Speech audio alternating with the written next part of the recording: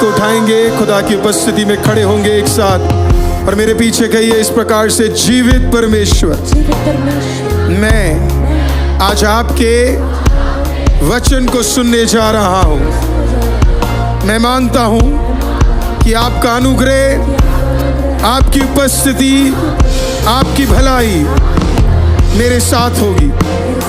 जो वचन मैं सुन रहा हूँ वो मुझे छुटकारा देगा, वो मुझे चंगाई देगा, वो मुझे भलाई देगा। आज मैं यहाँ से खाली नहीं, लेकिन आपके वचन के अनुग्रह से भर कर जाऊंगा। यीशु मसीह के नाम से मेरे बंधन टूटेंगे। वो हर गुप्त चीज जो मेरे भलाई के खिलाफ है आज तोड़े जाएंगे और प्रभु मुझे स्वतंत्र करेगा। और मैं ये विश्वास करता हूँ इस वचन के द्वारा मैं और मेरा कुटुंब भलाई प्राप्त करेगा। और विश्वास करने वाले यीशु के नाम से कहिए आमीन। विश्वास करने वाले यीशु के नाम से कहिए आमीन। आमीन। आपके पास आपका बाइबल है, मैं चाहता हूं आप निकाले जोशुआ की किताब 7वां अध्याय, उसका पहला वाक्य। जितने लोग भी आज आए हैं, मैं आप सबको प्रभु यीशु के नाम में स्वागत करता हूं। आमीन। निकालिए, सब लोग निकालिए, बहुत ही इंपॉर्टेंट चैप्टर है।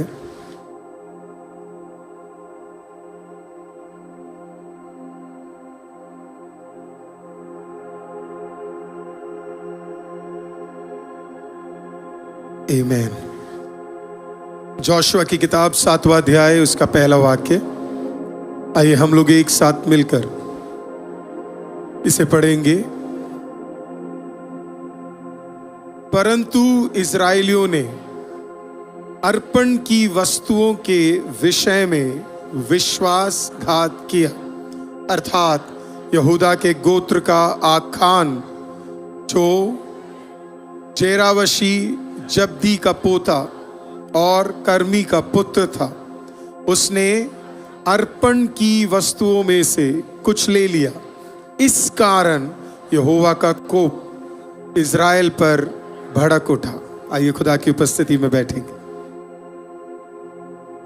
आमीन। खुदावंद का धन्यवाद हो कि परमेश्वर ने हमें एक और बार मौका दिया परमेश्वर की उपस्थिति में आने का। मैं चाहता हूं अगर आप मुझे पोडियम फ्री कर देंगे, पूरा दोनों तरफ, अगर पोडियम आपको कोई भी खाली चेयर दिखता है उस पे आप बैठिएगा प्लीज। हालेलुया। आमीन। Thank you. आमीन।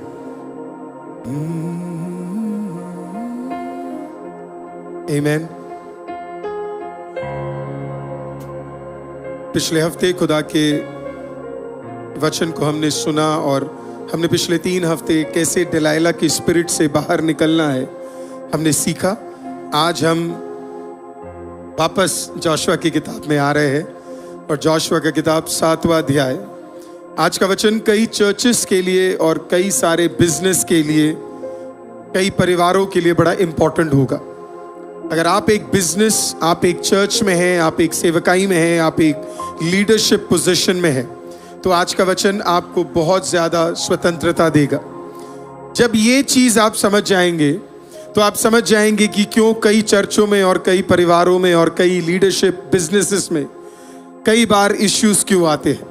अगर आज का वचन आप सुनेंगे, उसे आप रेक्टिफाई करने के लिए तैयार हो जाएंगे, तो आप तुरंत परमेश्वर का एक भलाई, हालेलुया, अपने कामों में देखना शुरू करेंगे। हालेलुया। हमने 3 हफ्ते पहले इस प्रकार से सीखा जोशुआ की किताब से कि कैसे प्रभु यीशु की उपस्थिति के कारण, यीशुआ की उपस्थिति के कारण जोशुआ और उसके लोगों ने यरीहो के उस बड़े दीवार के ऊपर विजय प्राप्त कर लिया। हमने फिर सीखा कि कैसे राहाब जो एक हार्लेट थी, कैसे उसे बचा लिया गया। भयंकर जश्न का माहौल था क्योंकि जोशुआ का सबसे बड़ा विजय था ये। उस जमाने का इससे बड़ा विजय और कोई नहीं था।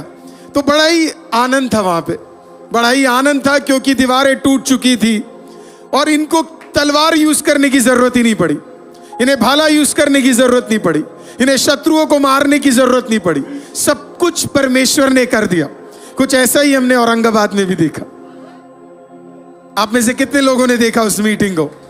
हालेलुया। मेरे को लोग बोल रहे थे क्या वो झारखंड से ज्यादा लोग थे? नहीं था, वो सारा इतने नहीं थे, लेकिन हमने पहले दिन ही ओवरफ्लो देख लिया था। आमीन। जब हम पहले दिन गए थे वहां पे, और मैं आपको हमेशा बोलता हूं, अगर मैं दिल्ली में चर्च नहीं होता मेरा, और भारत में किसी और कोने में होता, तो वो जरूर महाराष्ट्र में होता। क्योंकि महाराष्ट्र के जो लोग हैं, स्पेशली जो ICM के लोग हैं, उन्होंने हमारी जो मदद की वहां पे मैं आपको बता नहीं सकता। हालेलुया। हमें कुछ चीजें तो एक दिन पहले पता लगा कि हमें अपनी टीम को लेके जाना है, और जो मदद वहां के ब्रदर्स और सिस्टर्स ने हमारी मदद की, मैं आपको वो बयां भी नहीं कर सकता। हालेलुया। दिन रात मेहनत करके उन्होंने हमारी मदद की, बियॉन्ड, मतलब ICM के लोग जबरदस्त है। वहां जाके हमें पता लगा कि कितना बड़ा हमारा परिवार है करके। और जब हम पहले दिन ही गए, पहले दिन आपको पता है कई सारी चीजें ऑर्गेनाइज नहीं थी वहां पे, लेकिन जब मैं वहां गया, एक चीज जो मेरे को पसंद आया वो ये था कि वो लोग भूखे थे वचन के लिए। महाराष्ट्र के लोग जो भूखे थे, प्रेज द लॉर्ड, वो जबरदस्त था। It was so powerful. और सेकंड डे बिल्कुल जगह नहीं बची थी। मतलब उन्होंने तो चेयर्स कम पड़ गए, मैट कम पड़ गया, जगहें कम पड़ गई। आमीन। God was so powerfully moving. आमीन। जब आप प्रभु के नाम में खड़े रहेंगे, खुदावंद आपको हजारों के तादाद में परमेश्वर क्या करेगा? आपके लिए लोगों को और कार्यों को तैयार करेगा। आमीन। कभी कभी जब प्रभु हमारे लिए एक बड़ा काम करता है, तो हमें मन करता है जश्न मनाने का, आनंद मनाने का। 6ठे अध्याय में वो आनंदित थे, क्योंकि उन्होंने यरीहो के दीवार को क्या किया? गिरते हुए देखा। लेकिन 7वें अध्याय में एक दिन के अंदर अंदर उनका सारा आनंद खत्म हो गया, सारा जॉय खत्म हो गया, एक दिन के अंदर, 24 घंटे में। और मैं चाहता हूं ICM का हर चर्च का व्यक्ति इसको सुने, क्योंकि यह प्रचार ICM के बाहर के लिए नहीं है,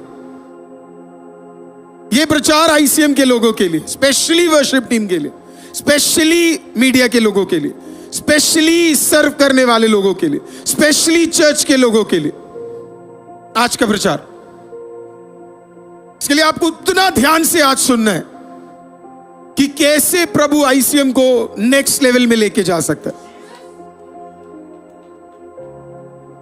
कैसे लेकर जाएगा। और उसका एक ही तरीका प्रभु हमें बताने जा रहा है। देयर इज ओनली वन वे।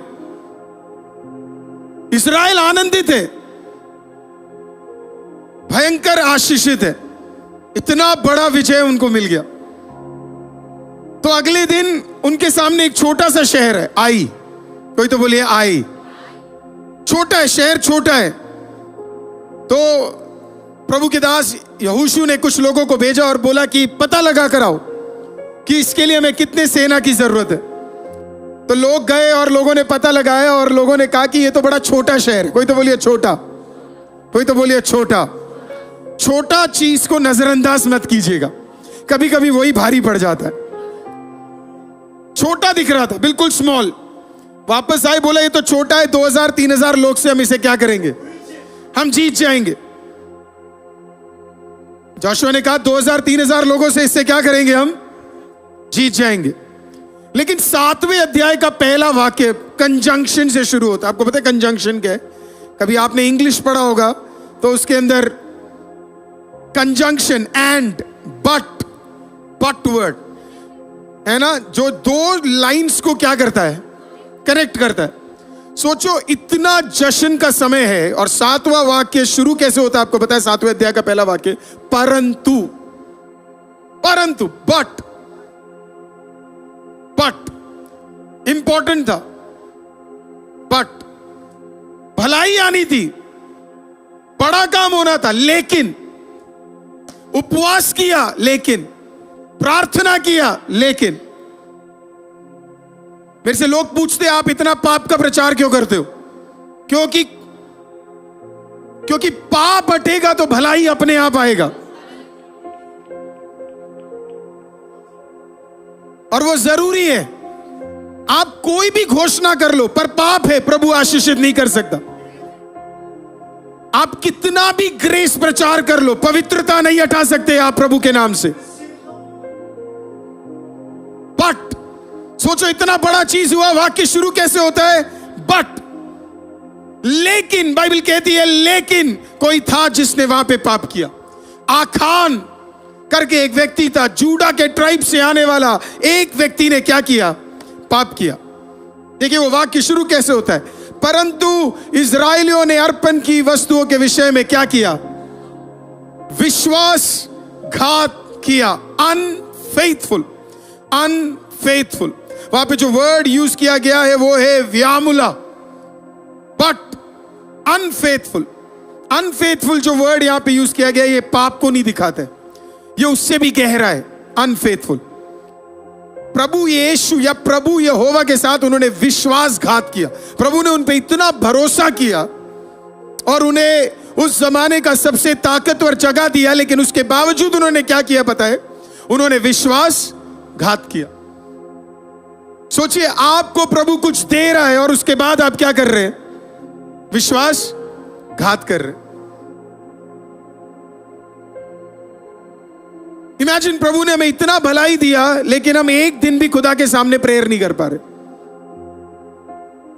धन्यवाद नहीं कर पा रहे, प्रभु के सामने पवित्र नहीं जी पा रहे।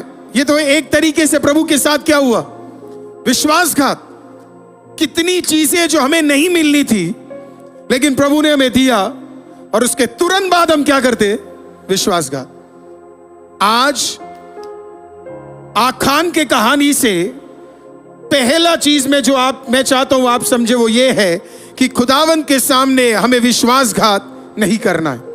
यहोवा हमारे साथ एक रिलेशनशिप में है। किसमें है? एक संबंध में है वो हमारे साथ। तो जब कोई किसी संबंध में होता है तो उस संबंध में एक वाचा होता है, एक कवेनेंट होता है, एक वाचा है। जब हम औरंगाबाद गए तो नेक्स्ट सुबह जब हम ग्राउंड में गए तो ग्राउंड खाली पड़ा था। नेक्स्ट सुबह मेरे साथ 11 लोग गए थे, 11 अच्छे जबरदस्त बॉयज गए थे। जब वो सुबह वहां पे गए तो एक दिन रात से उनको टेंशन होना शुरू हो गया था। अगले दिन सुबह इतनी गर्मी थी, इतनी गर्मी थी, भयंकर गर्मी थी, लेकिन मैं देख रहा था ये 11 लड़के उस गर्मी में भी क्या कर रहे थे? खड़े हुए थे। आपको पता वो क्यों खड़े थे वहां पे? आपको पता उस एरिया में उतनी जगह, मेरे को लास्ट में पता लगा कि उसमें उतनी जगह पानी तक मिलने की सुविधा नहीं थी। जब एबी और सिजू और है ना मोहित और ये सब, मैं इनसे जब मिलने गया तो इनके होठ सारे ना बिल्कुल डार्क हो गए थे, क्योंकि उतना धूप था वहां पे। नेक्स्ट डे डॉक्टर महिमा ने प्रचार किया। उन्होंने कहा इम्पॉसिबल है उस गर्मी में प्रचार करना, 40 डिग्री से ऊपर, right on top of you. लेकिन उन्होंने वो किया क्यों पता है? 2 कारण। एक, उनका एक संबंध है खुदा बाप के साथ, क्योंकि जब आपका संबंध है खुदा बाप के साथ तो आप क्या गर्मी, क्या तंगी, क्या कठिनाई, क्या चीजें, आप प्रभु का काम करोगे। हालेलुया, क्योंकि आपका एक संबंध है परमेश्वर के साथ। और दूसरा आप जानते क्या है? हमारे बीच में एक संबंध है। आईसीएम के पास्टर का, आईसीएम का एक संबंध है। कभी कभी रिश्ते महत्व लेते हैं। जब आपका एक संबंध होता है तो आप करते हो। कई लोग बोलते हैं ना कि क्यों ये कर रहे हो, क्यों चर्च बना रहे हो, कहां से ये सब कुछ आ रहा है? मैं आपको बोल रहा हूं, लोग इसके लिए कर रहे हैं क्योंकि उनका एक संबंध है। जिसका संबंध नहीं है उसे कुछ समझ नहीं आएगा। संबंध मैटर करता है। When you are in a relationship, अब सोचो उस संबंध में कोई किसी को धोखा दे दे, सोचो क्या फील होगा। प्रभु ने उन्हें कहा यरीहो से एक भी सामान मत उठा लेना। क्वेश्चन, क्यों नहीं उठाना? कोई बता सकता क्यों नहीं उठाना?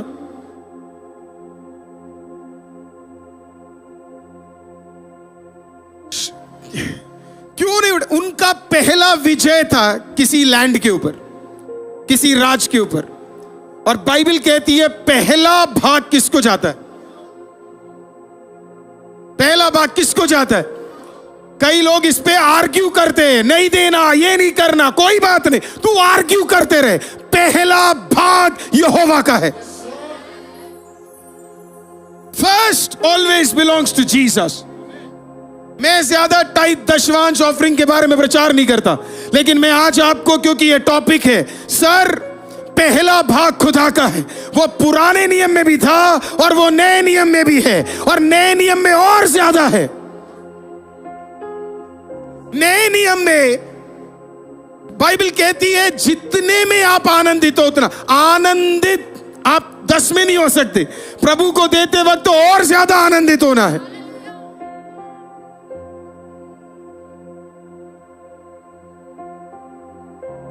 बट उन्होंने क्या किया बताया, जो प्रभु को देना है उसी में से क्या किया, चोरी कर लिया। उनको लग रहा था अगर प्रभु का देने की जगह खुद रख लेंगे तो वो अमीर हो जाएंगे। सर, हम वो लोग हैं जो लेने से बढ़ते नहीं है, देने से बढ़ते हैं। पिछले 2000 साल की हिस्ट्री उठाओगे, हमारा सबसे ज्यादा बढ़ने के पीछे का कारण देने से है। When you give, you receive in abundance. जितना दोगे उसी नाप में क्या करे जाएगा, आपको मिला जाएगा। तो ये बिलोंग करता था उनके लिए, प्रभु के लिए था वो। लेकिन वहां पे एक व्यक्ति आखान को लगा कि नहीं, मैं इसमें से थोड़ा सा क्या कर लेता हूं, मैं ले लेता हूं। ये कहानी, और ये लोग जश्न मना रहे, और तभी प्रभु आके कहता है कि तुम मेरे साथ क्या थे, तुम मेरे साथ अविश्वास थे, तुम्हें विश्वास नहीं था मेरे ऊपर, तुमने मेरे खिलाफ क्या किया, पाप किया। नए नियम में भी ऐसे एक परिवार था, एक का नाम अनायास था, दूसरा का नाम सफीरा था। अननिया सफीरा, बाइबल कहती है प्रेरितों की किताब 5वें अध्याय में 1 से 11 में उनकी कहानी है।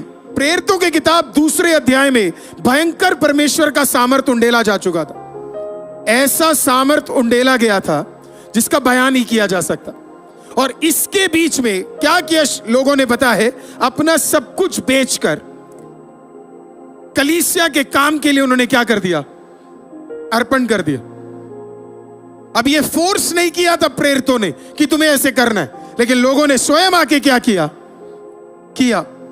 इसी बीच में एक परिवार था जिसका नाम अननियास और सफीरा था, और इन्होंने झूठ क्या बोला बताया, इन्होंने बोला हमने सब कुछ क्या कर दिया है, दे दिया। और प्रेरित पत्रस वहां पे पता है क्या कहते, प्रेरित पत्रस कहते तुमने मुझसे झूठ नहीं किया, तुमने इंसानों से झूठ नहीं कहा, तुमने पवित्र आत्मा परमेश्वर से क्या किया, तुमने झूठ बोला, तुमने झूठ बोला। वहां पे बात देने और ना देने की नहीं थी, वहां पे बात झूठ और गलत की थी, बात झूठ और गलत की थी। सेम कहानी, सिमिलर कहानी।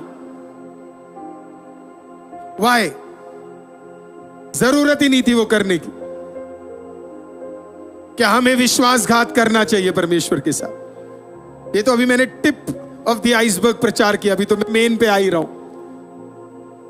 एक आदमी ने पाप किया, कोई तो बोलो एक ने किया, फिर से बोलिए एक ने किया, फिर से बोलिए एक ने किया। सोचो, बड़ी महिमा की बात चल रही है और कोई दूसरी और क्या कर रहा है, पाप कर रहा है। चर्च में भयंकर प्रभु का आत्मा चल रहा है और कोई दूसरी और क्या कर रहा है, और कईयों को पता ही नहीं चल रहा क्या चल रहा है, पाप। बाकी लोग आनंदित है, स्तुति मना रहे, प्रभु के नाम को उठा रहे, लेकिन दूसरी ओर कौन कर रहा है, कोई पाप कर रहा है।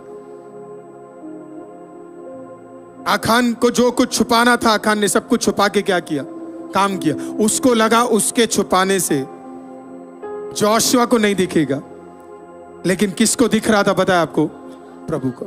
आखान का पाप देखिए क्या हुआ। आखान के पाप की वजह से बाइबल बताती है 36 लोग मर गए, 36 लोग, पैक्ड बॉडी। आई का देश, इतना छोटा सा देश, वो लोग हार गए। सोचो, जो यरीहो के खिलाफ जीते वो किसके खिलाफ हार गए, आई के। छोटे से देश के साथ हार गए। आपने बड़े बड़े युद्ध जीते, आप छोटे नहीं जीत पा रहे हो। क्यों? क्योंकि कोई पाप उसके अंदर फंसा हुआ है। और 36 लोगों की डेड बॉडी जोशुआ के पास वापस लेकर आ रहे। जोशुआ वो जबरदस्त लीडर था जो किसी से डरता नहीं था। और जोशुआ को समझ नहीं आ रहा कि आखिरकार हम युद्ध हार क्यों गए। हमें जोशुआ की पहली, आप कह सकते हो एक तरीके से कमी, या आप कह सकते हो कि एक जो मिस्टेक उससे हो गया। जोशुआ जब भी युद्ध करने जाता था, आपको पता है वो किसके पास जाता था? यहोवा के पास। इस बार क्योंकि उसने देखा कि छोटा देश है, तो वो यहोवा के पास नहीं गया। वो किसके पास गया पता है? वो लोगों के पास गया और पूछा कि अब क्या करना है। लोगों ने कहा छोटा सा है, ऐसे ही जीत जाएंगे। और वापस में 36 लोग क्या हो गए। आज आप मेरी बात को सुन रहे हैं, हालेलुया। चीज छोटी हो या चीज बड़ी हो, आपका और मेरा काम इकलौता आप जानते क्या है? खुदावन के पास पहले जाना है। खुदावन के पास पहले जाना है। जब हम औरंगाबाद गए ना, वहां पे बहुत सारी चीजें, आप हीलिंग्स नहीं कर सकते वहां पे, हीलिंग की टेस्टिमनीज नहीं ले सकते वहां पे, बहुत सारी चीजें औरंगाबाद में नहीं हो सकती, महाराष्ट्र के अंदर। तो मैं भी परमेश्वर से पूछा, खुदा कुछ ऐसा कर कि ना भी हो तो भी लोगों को पता लग जाए कि तू यहां पे है, राइट? जब बाकी चीजें रुक जाए और तुम्हें हक ना मिले। बहुत लोगों ने हमसे पूछा, गवाही क्यों नहीं ली, हीलिंग्स क्यों नहीं करे, हीलिंग्स क्यों नहीं हुए? अरे हीलिंग्स करें, हमने नहीं करे, खुदा ने कर लिया था, बस गवाही नहीं मिली है।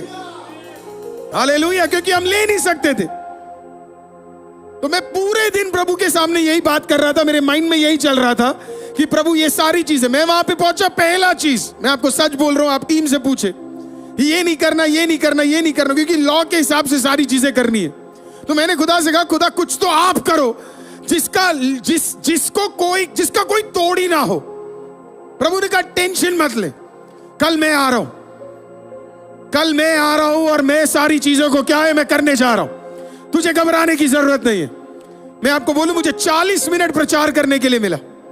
हालेलुया। उस 40 मिनट में मैंने खुदा ने मेरे को कहा, कुछ मत बोल, तू जब कहेगा तूफान आएगा, तू जब रोकेगा तूफान रुकेगा। हालेलुया। और एग्जैक्टली वैसा ही हुआ। जितने लोग वहां थे, हालेलुया, वो उन्होंने कमेंट्स में आकर भी लिखा, आमीन, एक ऐसा तूफान जो पहले नहीं था। हालेलुया। जब हमने प्रार्थना किया, खुदा ने तूफान भेजा। हालेलुया। और इतना सामर्थी तूफान भेजा। वहां खड़ा हुआ अच्छे से अच्छा व्यक्ति, मैं देख रहा था, जो बीच में हाथ खड़ा भी नहीं कर रहा था ना, जैसे ही तूफान आया लोग खड़े हो गए। हालेलुया। मैं देख रहा था पोडियम के पीछे, पोडियम के साइड में, पोडियम के आगे, क्योंकि जब कोई रुकावट ला दे, खुदावंद अपनी ताकत पे आ जाता है, अपनी ताकत पे जिंदा हो जाता है, अपनी ताकत पे जिंदा हो जाता है। आज की रात बिलीव कीजिए कि खुदावंद इतना सामर्थी है, हालेलुया, कि जब कोई कुछ करने में नहीं आएगा, खुदा करने पे ताकतवर है, खुदा करने पे ताकतवर है।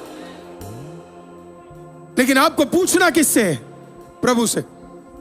अगर आप प्रभु से बात नहीं करेंगे, प्रभु आपके लिए कार्य नहीं करेगा। जोशुआ की गलती बोल सकते हो आप, वो इंसान के पास चला गया पूछने के लिए। मैं हमेशा बोलता हूं, पूछना है खुदा के सामने पूछो, लेना है खुदा के सामने लो, खुदा हमारे लिए सारे रास्तों को खोलेगा। हमारे पास एक बहन की टेस्टिमनी थी, 1.5 साल पहले तक वो कर्जों में थी, भयंकर बड़े कर्जों में थी वो, और वो हमें सेकंड डे मिलने आई। उसने हमें बताया कि कैसे वो कर्जों में थी और फिर उसने आईसीएम के साथ प्रार्थना में वो जुड़ी, लाखों के कर्जे में थी। उसने कहा, पास्टर 75 डेज के प्रेयर में मैं जुड़ी थी पहली बार, और वहां से कंटिन्यूअसली बिना एक वचन छोड़े मैं खुदा के साथ डटकर खड़ी रही।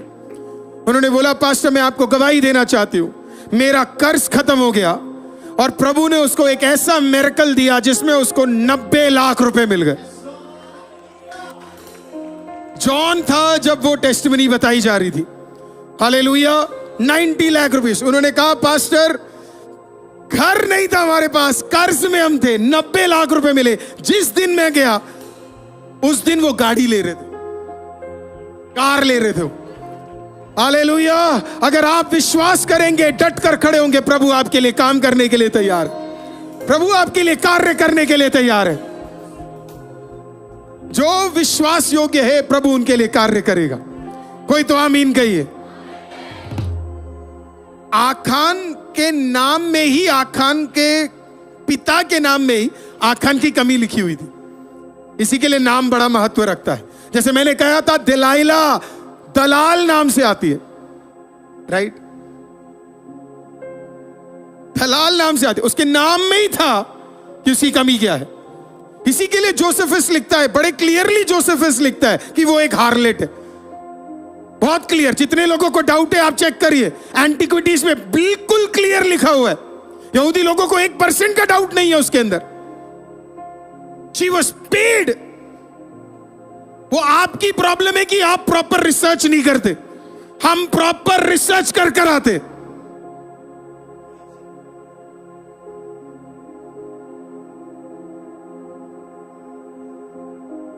आखान का नाम का मतलब आपको पता है क्या है? ट्रबल देने वाला। उसके नाम में ही क्या था? झोल है भाई। ट्रबल देने वाला था उसका नाम। आखान का नाम का मतलब था ट्रबल, और वन हु ट्रबल्स, एक ऐसा व्यक्ति जो प्रॉब्लम लेके आएगा, या उसके नाम में ही प्रॉब्लम था। मैं भी सोच रहा था कौन ऐसा नाम देता है, राइट?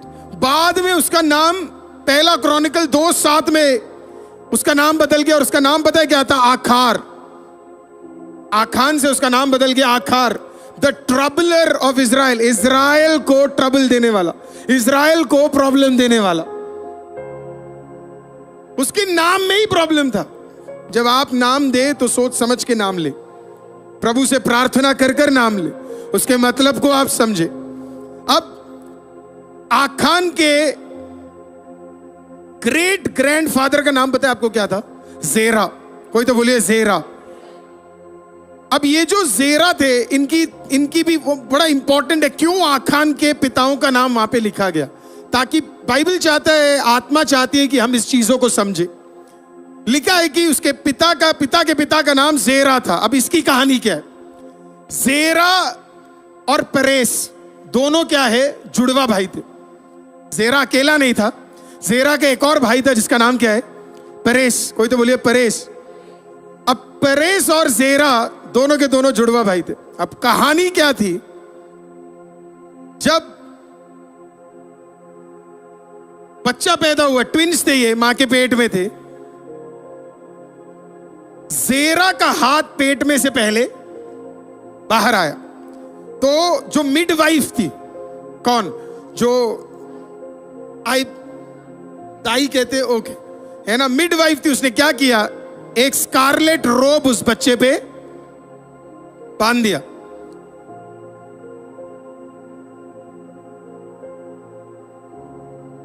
फिर जेरा के हाथ को अंदर किया, और फिर कौन बाहर निकल के आ गया पता है? परेस बाहर निकल कर आ गया। और इसी लाइन से कौन आता है? आखान आता। आना किसको था पहले? जेरा को। लेकिन आया कौन? दबाकर, जो अपना नहीं है, जबरदस्ती क्या है, उसने छीन कर ले लिया। यही प्रॉब्लम था आने वाले पीढ़ी का भी। जो नहीं था वही आखान ने क्या किया? ले लिया। मतलब ये इनके पूर्वजों से चलता आ रहा है। जो तब था वही अब हो रहा है।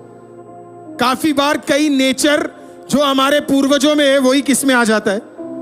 हमारे अंदर आ जाता है। और इसी के लिए वो लीनियज वहां पे बताया गया था। जबरदस्ती कुछ चीज को क्या करना है? ले लेना। जो अपना नहीं है उसे नहीं लेना है। जो हमारा नहीं है उसे नहीं क्लेम करना है। जो हमारे लिए नहीं है उसे जबरदस्ती नहीं लेना है। आखान का जो नहीं था, परेस का जो नहीं था, जबरदस्ती उसको वो क्या कर रहे थे? ले रहे थे। अब ये कौन से ट्राइब से आ रहा है? ये आता है जूडा के ट्राइब से। जूडा का मतलब क्या है? प्रेस करना है। कोई तो बोलिए प्रेस करना है। जूडा का मतलब स्तुति करना है। जूडा वाला गोत्र का काम प्रभु की स्तुति करना है। तो जब ये युद्ध जीते, ये लोग क्या कर रहे थे? अब बड़ा मजा आने वाला। ये लोग क्या कर रहे थे? स्तुति कर रहे थे। आखान क्या कर रहा था? चोरी कर रहा था। फिर से बोलता हूं, वो लोग क्या कर रहे थे? स्तुति कर रहे थे। और ये क्या कर रहा था? यही कई जगहों पे प्रॉब्लम है।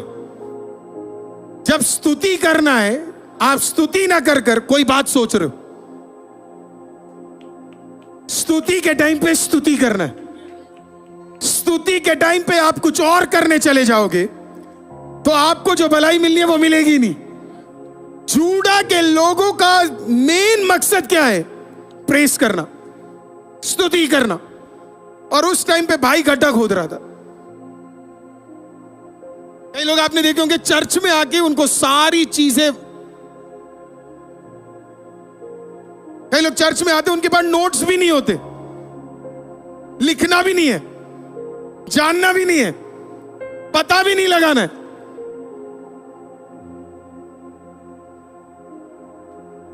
तो we are not prepared.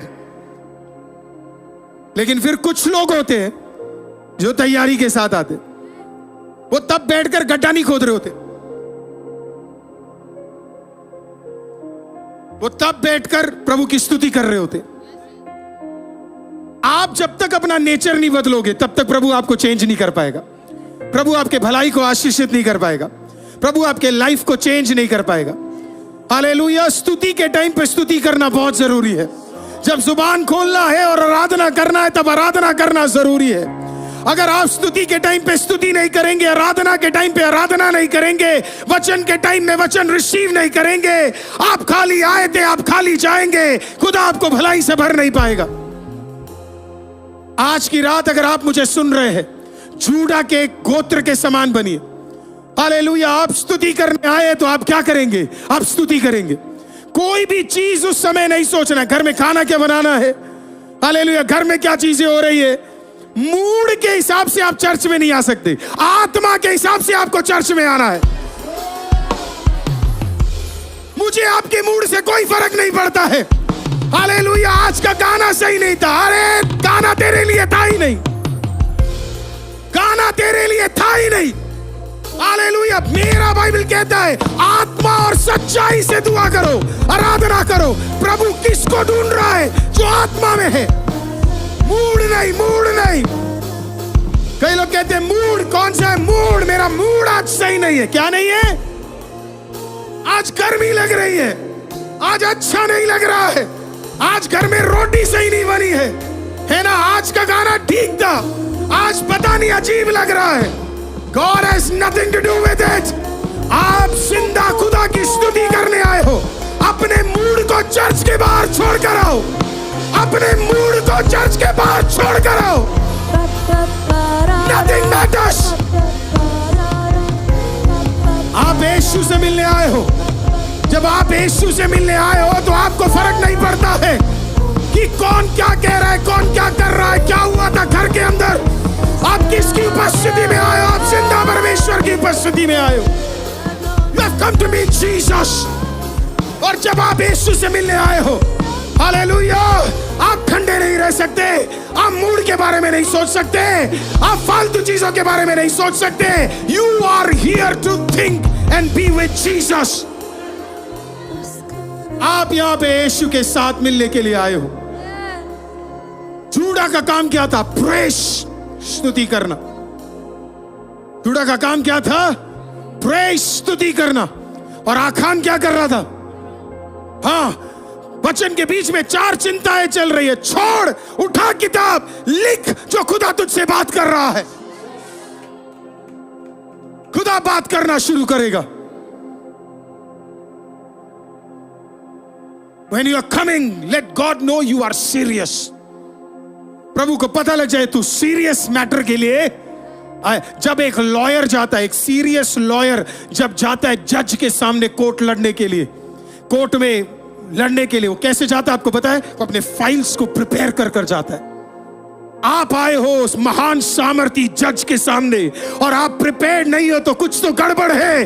Hallelujah. आज वो न्याय देने के लिए तैयार है, आज वो तेरे लिए घोषणा करने के लिए तैयार है। पर क्या आप तैयार हैं? क्या तैयार है खुदा से रिसीव करने के लिए। चेंज योर हैबिट्स, सारे हैबिट्स बदल दो और खुदा के सामने तैयारी के साथ आओ। और फिर देखो खुदा कैसे काम करता है। तैयार लॉयर्स को मैंने देखा है जो तैयारी के साथ जजों के सामने खड़े होते और फिर वो न्याय लेकर वापस आते। क्या उनको जबरदस्ती ले? नहीं, उनकी तैयारी जबरदस्त है। आज की रात, आज की सुबह तेरी तैयारी जबरदस्त होनी चाहिए। आज की सुबह तेरी तैयारी प्रार्थना में जबरदस्त होनी चाहिए। आज की सुबह जब तू चर्च में आए तेरी तैयारी जबरदस्त होनी चाहिए। आपकी तैयारी पे परमेश्वर काम करता है। और जो आपने रिसीव किया उसे यहां बिठा लो। खुदा, मैंने लिखा है, oh, I've written it down. Hallelujah. I have written it down. मैंने लिख लिया है। किसने बोला? परमेश्वर ने। और मैंने उसे, बाइबल कहती है जो परमेश्वर कहेगा आकाश पृथ्वी टल जाएगी, लेकिन परमेश्वर का लिखा हुआ, कहा हुआ, बोला हुआ कभी नहीं टलेगा, कभी नहीं टलेगा, कभी नहीं टलेगा, कभी नहीं टलेगा।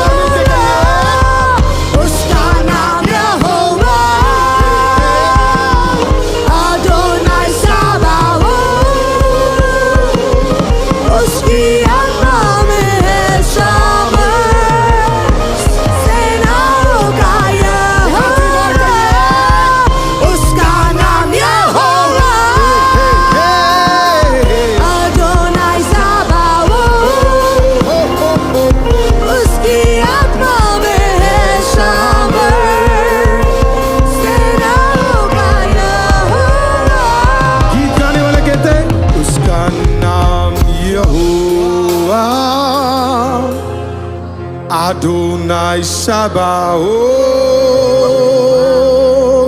उसकी आत्मा में है सामर्थ, सेनाओं का यहोवा। मैं तो कह रहा हूं ये 4 लाइन भी आप दिल से गा दो तो आज आपकी स्तुति का लेवल बदल जाएगा। हालेलुया। उसका नाम यहोवा, Adonai Sabaoth, उसकी आत्मा में सामर्थ, सेनाओं का। एक आखिरी बार कहिए, उसका नाम यहोवा, Adonai Sabaoth, उसकी आत्मा में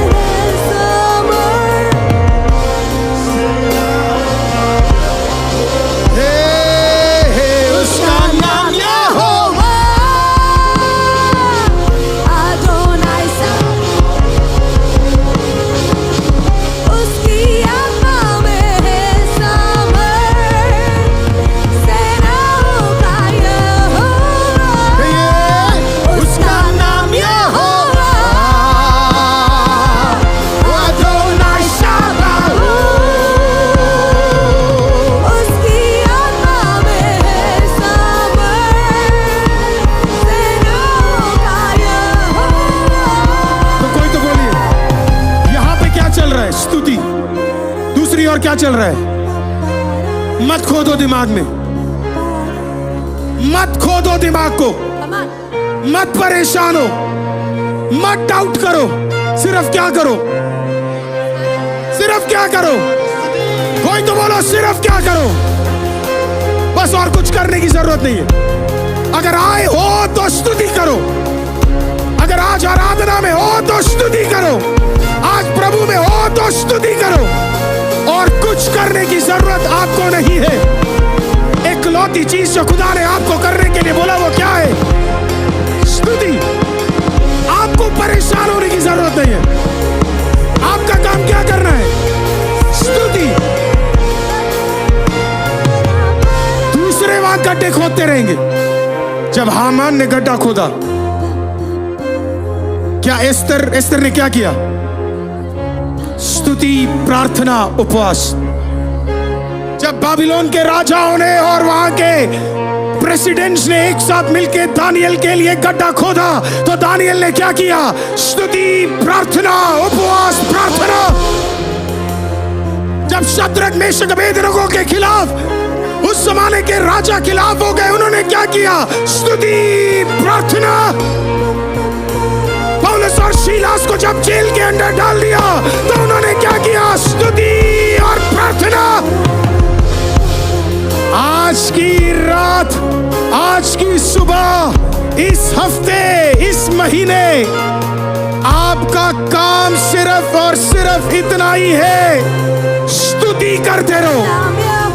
गड्ढा नहीं खोदना, फालतू चीजों में कदम नहीं रखना, फालतू लोगों के पास नहीं जाना, फालतू फोन कॉल्स नहीं लेना, फालतू चीजें नहीं देखना। आपका काम सिर्फ क्या है? उसका नाम यहोवा, इतना ही करना है। अदोनाई सबाओ, हे हे हे हे हे। उसकी आत्मा में है समर, सेनाओं का यहोवा। कोई तो कहिए, उसका नाम यहोवा, अदोनाई सबाओ, उसकी आत्मा में है समर, सेनाओं का यहोवा। उसका नाम यहोवा, अदोनाई सबाओ, उसकी आत्मा में है समर, सेनाओं का यहोवा। कितने लोगों को समझ आ गया? कितने लोगों को समझ आया? John, you need to fix this. कितने लोगों को समझ आया? हालेलुया। आपका काम क्या है करना? स्तुति करना।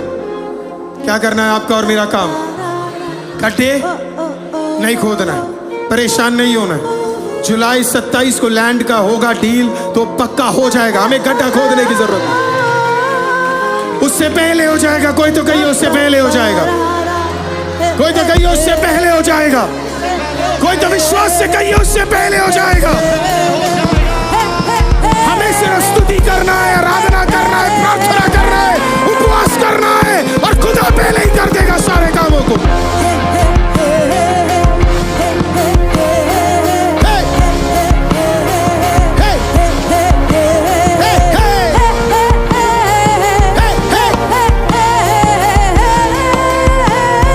कोई तो कहिए हे हे हे हे हे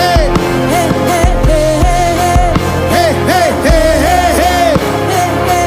कहिए कहिए हे हे हे हे हे।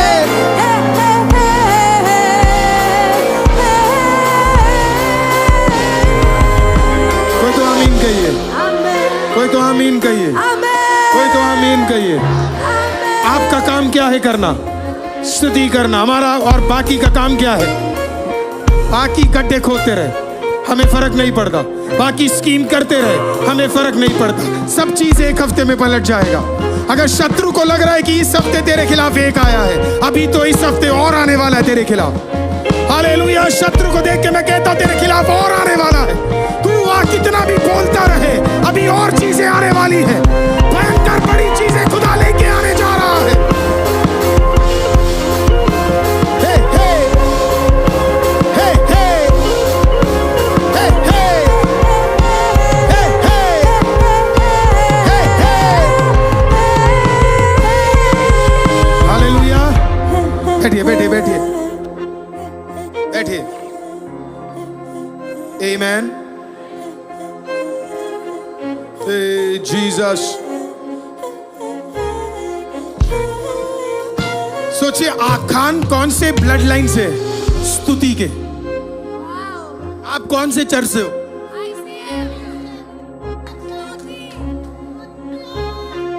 एक बारी में आपको देख के फ्रीक भी बोले लोग, कोई बात नहीं, पता लग जाना चाहिए आप कौन से चर्च से।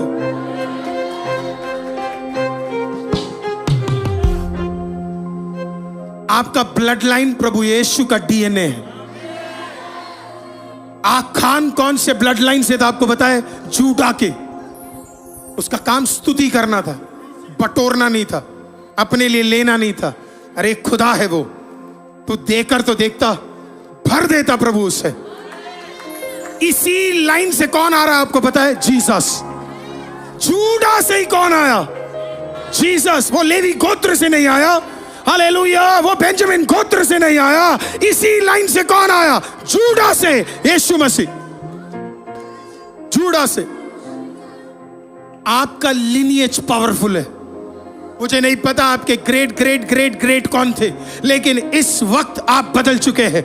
आपसे आपका लिनिएज चेंज होगा, आपसे आपके लोग चेंज होंगे, आपसे आपके स्तुति चेंज हो जाएंगे।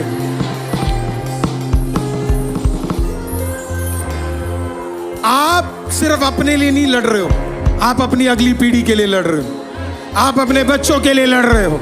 आपकी बेटियां, आपके बेटे आपको बड़े ध्यान से देख रहे हैं कि मेरे माँ बाप क्या कर रहे हैं, मेरे माँ बाप कहाँ जाते हैं, मेरा परिवार कहाँ जाता है। मैं आज आपको बताऊं, अगर आपकी पीढ़ी सही खड़ी होगी, अगर हम सही खड़े होंगे, अगली पीढ़ी उससे भी ताकतवर रूप से खड़ी होने जा रही है। अभी तो हमने 30-40 हजार देखा है, मैं आपको कह रहा हूं उससे भी बड़ा लाखों में खुदा अपने आने वाली पीढ़ियों में उपयोग करने जा रहा है।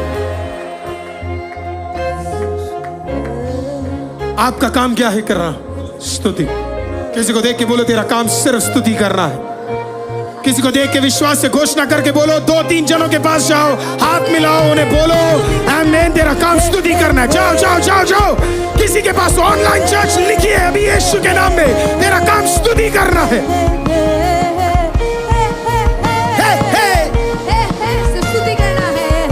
स्तुति करना है, स्तुति करना है, स्तुति करना है, स्तुति करना है।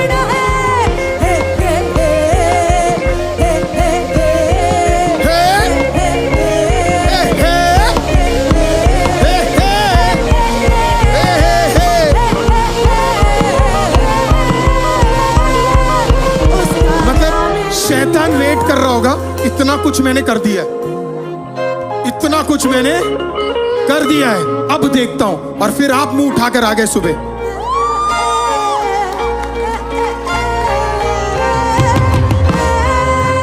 मतलब मुझे तो ऐसे लगता है पूरे मंडे टू सैटरडे वो आपके खिलाफ क्या क्या करता होगा, और फिर दरवाजे पे खड़े होकर देखेगा, अब नहीं आएगा, अब नहीं जाएगा, अब नहीं करेगा। और फिर संडे, प्रिया जल्दी दरवाजा बंद कर, लेट हो रहे हैं हम। ताला। शैतान कहां जा रहा है? ये जा कहां रहा है? ये कहां जा रहा है? ये कहां जा रहा है? ये स्तुति करने जा रहा है, ये प्रभु के नाम को उठाने जा रहा है, ये प्रभु के कार्य को करने जा रहा है। हे हे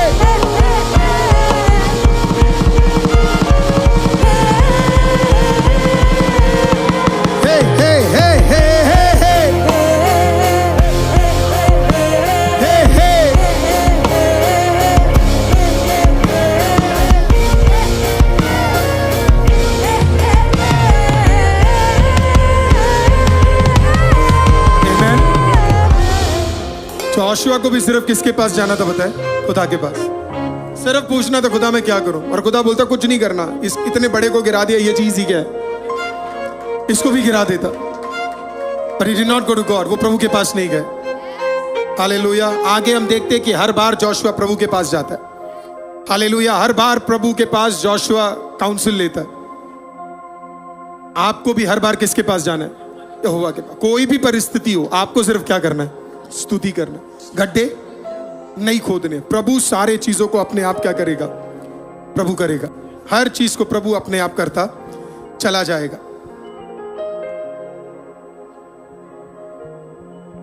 छत्तीस लोग मरे, 36 लोग। ये 36 भी बहुत इंपॉर्टेंट है, मैं जरा वो टच कर आपको बता दूं ताकि कल कोई आपसे पूछे तो आपके लिए भी जरूरी है।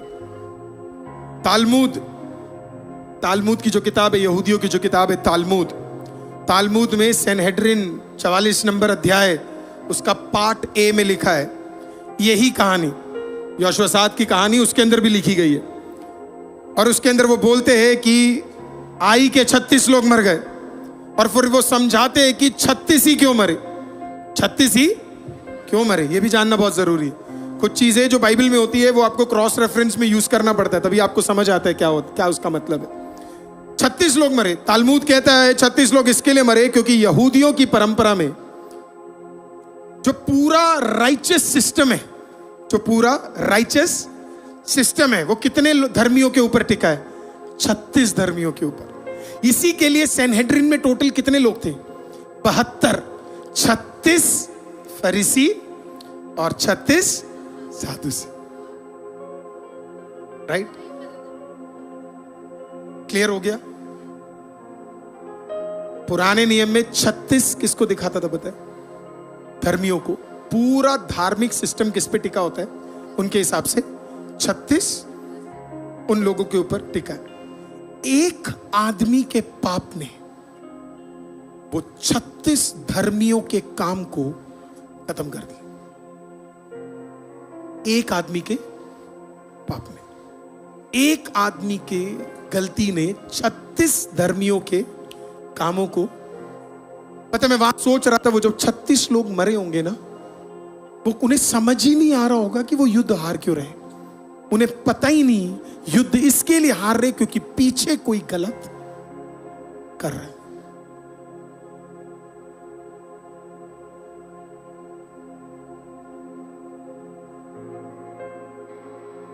एक आदमी की गलती, एक आदमी की वजह से सारा चीज खराब हो सकता है।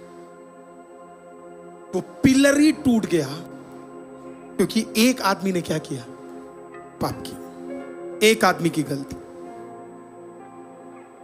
और अभी तक जोशुआ को नहीं पता कि ये किसी ने गलती की।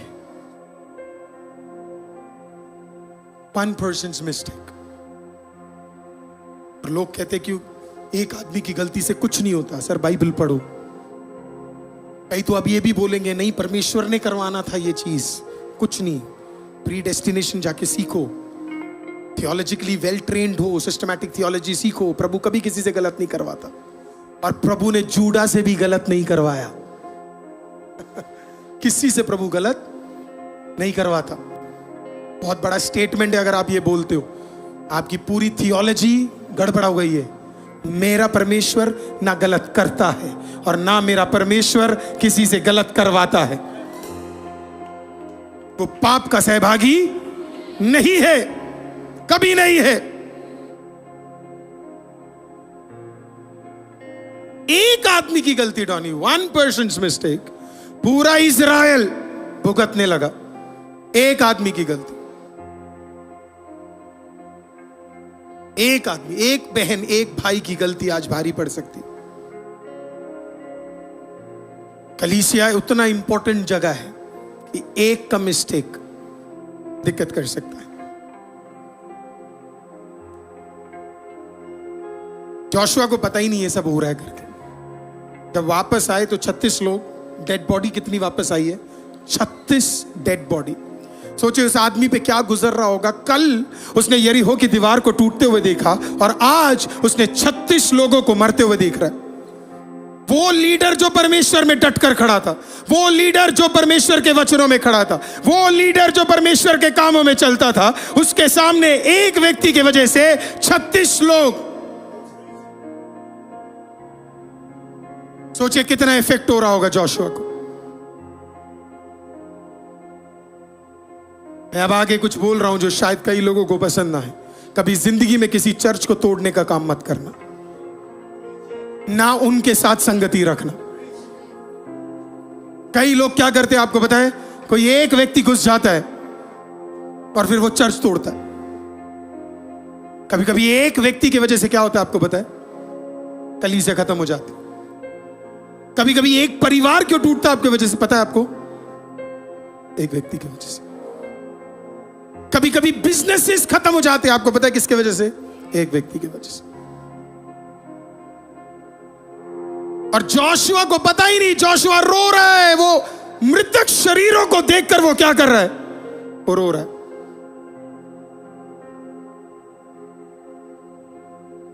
मैंने देखा है पाप का साइड इफेक्ट।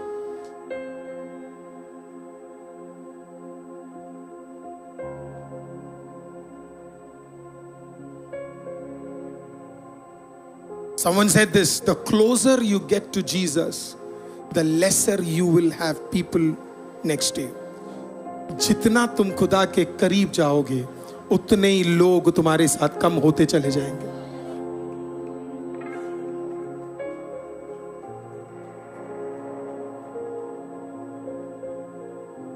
अकेलापन अच्छा है अगर साथ में खुदा है तो।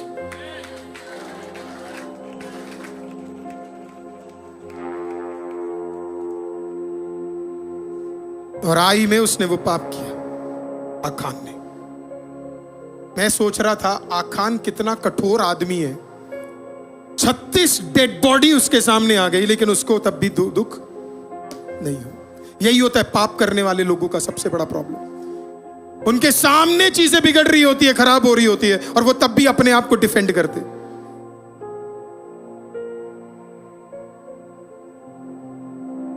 सोचो 36 लोगों का डेथ हो गया और जोशुआ आंसू बहा रहा है। पूरे बाइबल में कई सारे इंस्टेंसेस है। मूसा भी ऐसे एक बार रोया था। डॉक्टर महिमा ने पिछले हफ्ते जब मैं ये प्रचार उनके साथ बांट रहा था, तो उन्होंने मेरे को कहा कि देखो जोशुआ कैसे रो रहा है और सवाल पूछ रहा है। आपको समझना है, जोशुआ जैसा leader once in a lifetime आता है।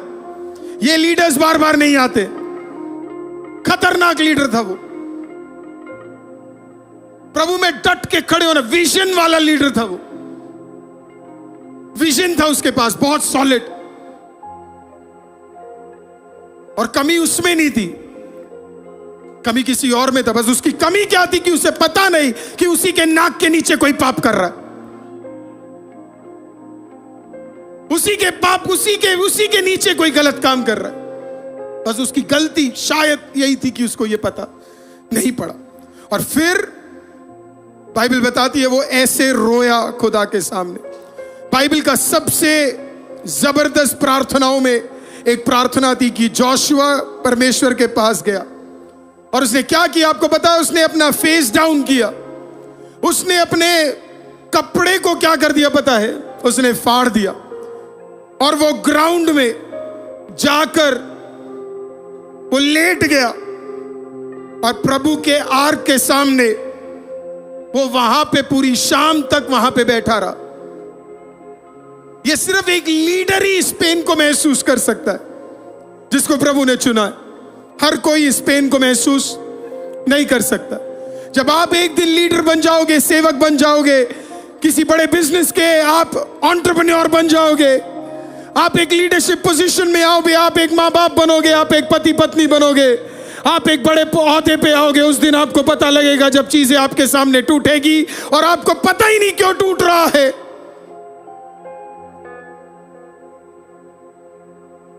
वो आदमी जो खुद लीडर नहीं है वो क्या समझाएगा दूसरों को? उसके कोई हक नहीं।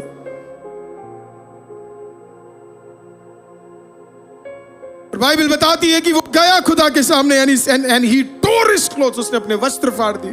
बहुत बड़ी बात है उस जमाने में वस्त्र को फाड़ना। एज अ लीडर उसके लिए इतनी बड़ी बात थी।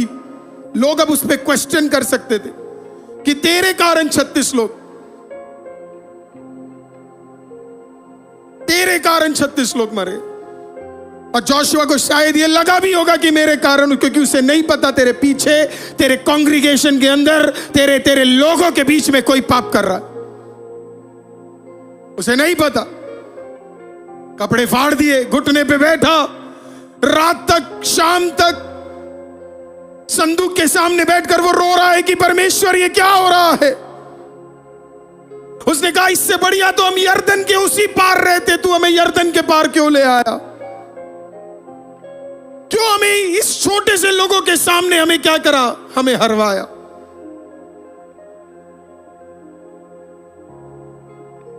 सवाल पूछना उसका जायज था।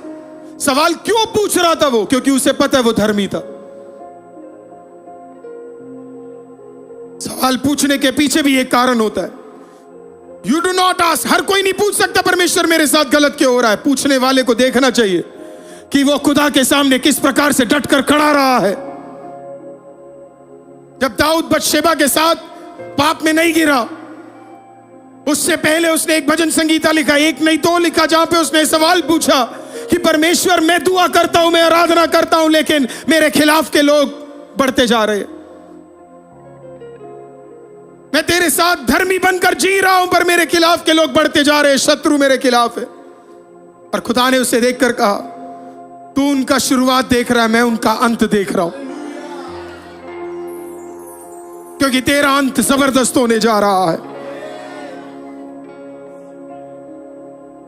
बाइबल क्या कहती है? धर्मी जन को किसी बात की कठिनाई नहीं होगी। वो किसी कठिनाई नहीं, किसी बात में वो नहीं हारेगा। उसकी प्रार्थनाएं सुनी जाएगी। 70 बार उसके खिलाफ चीजें आ भी जाए, लड़कर वो आगे निकल जाएगा।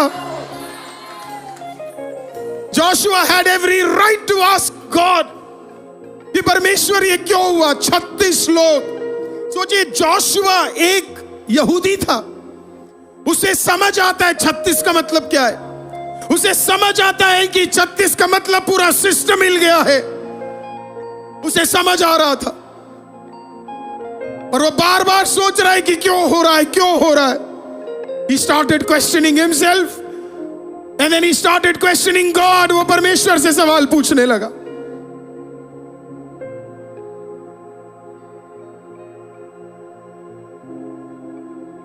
और फिर प्रभु ने उसको उत्तर दिया। बातें भी खुदा उन्हीं से करता है जो उसके नाम को पुकारते हैं, जो उसके नाम में धर्मी रहते हैं। प्रभु उनसे बात करता है। तो प्रभु के नाम में धर्मी है, वो कंफ्यूजन में नहीं रहते। प्रभु उनसे बात करता है। दाऊद से पूछोगे तो वो बताएगा Psalm 73-74 में। हालेलुया। जोशुआ से पूछोगे तो वो बताएगा, मैंने पुकारा और उसने मुझे उत्तर दिया। यिर्मयाह की किताब में क्या लिखा है? Call unto me and I will answer. लेकिन कोई उसका बैकग्राउंड नहीं देखता। Not everybody who calls God is gonna answer. मान लो आपके पास एक अननोन नंबर आया, आप फोन उठाओगे? कई सारे लोग अननोन नंबर से फोन नहीं उठाते। हालेलुया। लेकिन अगर उसमें तेरे जान पहचान के किसी का हो जिसे तू प्यार करता है, उठाएगा और तू बात करेगा। The system works like that. Does God know your name today? क्या प्रभु आपके नाम को जानता है? तो जब आप पुकारोगे तो वो सुनेगा, और वो सिर्फ सुनेगा नहीं, बाइबल कहता वो उत्तर भी देगा। और जोशुआ ने पुकारा, कपड़े फाड़े, शाम तक बैठा। उसने कहा बिना उत्तर के नहीं जाऊंगा। संदूक के सामने रहा, और फिर परमेश्वर ने क्या किया पता है? परमेश्वर ने उससे बात करना शुरू किया। God started talking to him. कैसे बात किया? बाइबल कहती है कि परमेश्वर ने उसे सांत्वना नहीं दिया। यहोवा ने यहोशू से कहा, उठ खड़ा हो जा। आमीन। कोई सांत्वना नहीं, कोई बात नहीं, मेरा बच्चा हो जाता है। No, God is up to something big. जब युद्ध में निकल ही गए हो तो पूरा कर कर ही निकलना। मैं फिर कह रहा हूं, हम भी निकल पड़े हैं। इसका एंड देखकर ही निकलेंगे। इसका एंड देखकर ही निकलेंगे। अब चाहे कोई कुछ भी कहे, कोई कुछ भी बोले, कोई कुछ भी करे, इसका एंड देखकर ही हम बाहर निकलेंगे। So God is saying, अगर निकल पड़े हो तो खत्म कर कर ही कदम रखना। आधे में हार नहीं मानेंगे, आधे में रुकेंगे नहीं। निकल पड़े हो तो खत्म करके आना। प्रेरित पौलुस ने कहा, निकल पड़ा हूं, दौड़ चुका हूं, लक्ष्य पार कर कर ही आऊंगा, बिना उसके कदम नहीं रखूंगा मैं। और प्रभु ने उसे कोई सांत्वना नहीं दिया। यहोवा ने यहोशू को ये नहीं बोला कोई बात नहीं। यहोवा ने यहोशू को क्या बोला पता है? खुमलाक। कोई तो बोलिए खुमलाक, कोई तो आवाज उठा के कहिए खुमलाक, कोई तो कहिए खुम, कोई तो बोलिए खुम। जब प्रभु कहता है खुम, तो प्रभु आपको सजेशन नहीं दे रहा है, देख ले कर सकता है। प्रभु आपको ऑर्डर दे रहा है, प्रभु आपको कमांड दे रहा है। जोशुआ को प्रभु ने उत्तर कैसे दिया बताया, पहला उठ, खड़ा हो जा। ये यहां कपड़े फाड़ कर बैठने की जगह नहीं है, खड़ा हो जा, खड़ा हो जा, क्योंकि गलती तेरी नहीं, गलती किसी और की। खड़ा हो जा। हालेलुया। एक युद्ध क्या हार गया तो तुझे लग रहा है तू हार गया, खड़ा हो जा। हालेलुया। खड़ा हो जा खुदा की उपस्थिति में। हालेलुया। डरने की जरूरत नहीं है, खड़ा हो जा। आज खुदा कई लोगों को भी देखकर यही बोल रहा है, अगर एक आध दिन कोई चीजें नहीं हुई तो खड़ा हो जा। क्या हो जा? खड़ा हो जा। Rise up, rise up. कोई तो बोलो राइज अप, कोई तो बोलो राइज अप, कोई तो बोलो राइज अप, कोई तो बोलो राइज अप, कोई तो बोलो राइज अप, कोई तो बोलो राइज अप। आप मेरे साथ हैं? मैंने आपको कई बार बोला, मेरे फेवरेट प्रीचरों में से एक प्रीचर का नाम है चार्ल्स फिन्नी। चार्ल्स फिन्नी एक अद्भुत सामर्थी लॉयर थे, वो जबरदस्त प्रभु के दास थे। चार्ल्स फिन्नी के बारे में बताया जाता है, और ये रियल स्टोरी मैं आपको बता रहा हूं। चार्ल्स फिन्नी जब अपनी सेवकाई कर रहे थे, एक भयंकर रिवाइवल टूटा, भयंकर रिवाइवल, और इतना सामर्थी रिवाइवल था कि उस रिवाइवल के अंदर सिटी सिटी, टाउन टाउन, पूरा पूरा प्रभु यीशु में आ रहा था। इतना भयानक रिवाइवल था, एक एक करके सब प्रभु यीशु के नाम को जान रहे थे। जब ये सारा चीज चल रहा था, अचानक वो रिवाइवल रुक गया, अचानक चीजें खराब हो गई। चार्ल्स फिन्नी को समझ नहीं आ रहा हो क्या रहा है। हिस्ट्री बताती है कि चार्ल्स फिन्नी सारी मीटिंगों को रोके, और फिर वो लिखा है suddenly inexplicably Finney went to prayer. वो प्रार्थना में चले गए, और फिर उन्होंने उपवास लिया, और फिर उन्होंने प्रार्थना किया, और उन्होंने कहा परमेश्वर, मुझे जानना है कि आखिरकार मेरी बढ़ोतरी, ये रिवाइवल, मेरी उन्नति क्यों रुक गई। और फिर हिस्ट्री बताती है प्रभु ने उससे बात किया, और प्रभु ने कहा इसके लिए क्योंकि तेरे ग्रुप के अंदर एक आखान है, तेरे ग्रुप के अंदर एक आखान है। उसने प्रभु से कहा, प्रभु मुझे बता कि कौन है वो आखान। उसने कहा तेरे ग्रुप में एक आखान है जो फाइनेंशियल डिसेप्शन, उसके साथ साथ कई और चीजों को, तेरे ग्रुप का वो व्यक्ति, तेरे टीम का वो व्यक्ति उन चीजों में इन्वॉल्व है। चार्ल्स फिन्नी को परमेश्वर ने नाम बताया। चार्ल्स फिन्नी उस लीडर के पास गए, उसके साथ गए और उस लीडर से बात किया। पहले लाइन में उस लीडर ने एक्सेप्ट कर लिया, मुझसे गलती हुई। अगले चंद हफ्ते उसने कन्फेस किया, उसने प्रार्थना किया, उसने परमेश्वर के सामने अपने आप को सौंपा। जैसे ही वो रेस्टिट्यूशन कंप्लीट हुआ, फिर से वहां पे परमेश्वर की आत्मा का काम शुरू हुआ, और इस बार पिछले से भी ज्यादा आग के साथ परमेश्वर चार्ल्स फिन्नी और उसकी टीम को उपयोग करने लगा।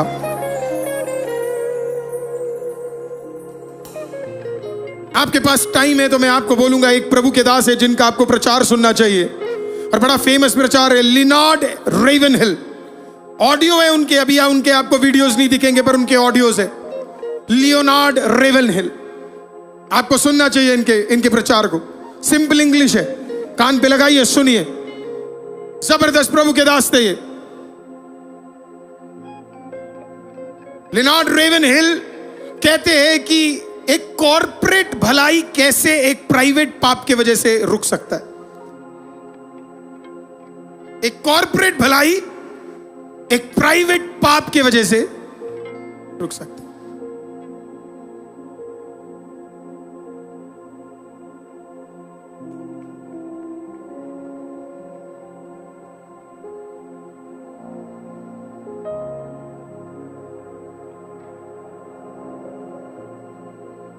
और इसी के लिए मैं डॉक्टर महिमा को 100 टाइम्स बोलता हूं, आपको केयरफुल रहना है, आप किसको पोडियम पे खड़ा करवा रहे,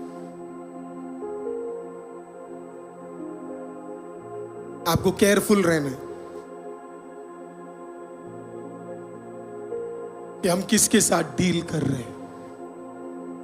कोई आपके साथ धोखा तो नहीं कर रहा, क्योंकि आखान और भलाई एक साथ नहीं चल सकता। आखान और रिवाइवल एक साथ नहीं चल सकता।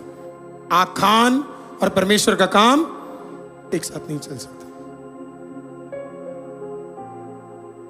आपको सच बोलूं, पिछले दिनों में मैंने कभी डॉनी को ज्यादा गुस्सा होते हुए नहीं देखा 20 इयर्स में, लेकिन कुछ हफ्ते बीत गए होंगे, मैंने एक बार डॉनी को गुस्सा होते हुए देखा। यहां पे एक बार 20 इयर्स मैं उसके लाइफ के बारे में बता सकता हूं आपको। कभी नहीं आएगा, अपना काम करेगा, जाएगा। फ्रेंड्स ही नहीं है उसके इस चर्च में। 20 इयर्स का रिलेशनशिप, टेस्टिमनी 20 इयर्स कीप किया। लेकिन एक दिन मुझे पता लगा वो गुस्सा हुआ। किसी ने मुझे बोला गुस्सा हुआ, मैंने कहा वो गुस्सा हो रहा है मतलब वो बिल्कुल सही हो रहा है, क्योंकि मैं जानता हूं उसका लाइफ। और उसने मेरे को एक लाइन बोला जो मैं पब्लिकली आपको बोल नहीं सकता। Church,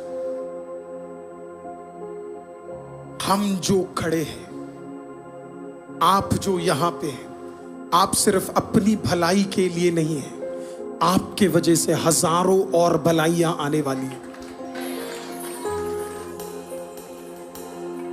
let us be careful कि हम आखान जैसे ना हो जाए। अब प्रभु ने जोशुआ को आखान का नाम नहीं बताया, यही तो खासियत है ना। प्रभु पास्टरों को कभी नाम नहीं बताता,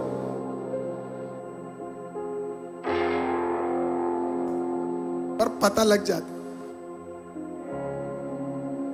सब पता लग जाता। यही कहानी का सबसे सुंदर भाग है। प्रभु जोशुआ को कहता है सारे ट्राइब के लोगों को खड़ा कर।